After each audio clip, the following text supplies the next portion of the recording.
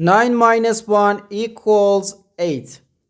And again here inside this parenthesis we have 9 minus 1. So 8 times 8, which equals 64.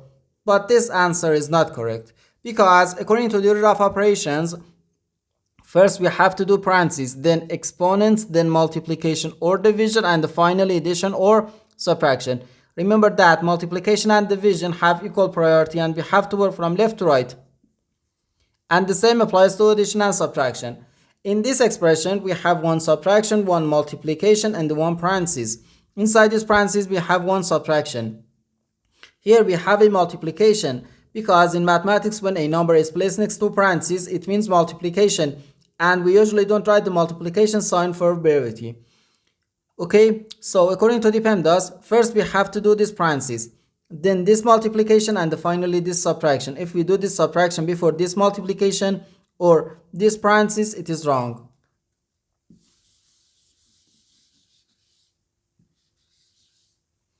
So first we have to do this parenthesis. 9 minus 1 gives us 8. So 9 minus 1, then times 8. Now we have one subtraction and one multiplication. According to the PEMDAS, multiplication has higher priority than subtraction, because multiplication comes before subtraction. So here, first we have to do this multiplication. 1 times 8 is just 8. So 9 minus 8, which equals 1. And this is our final answer to this problem. The correct answer is 1.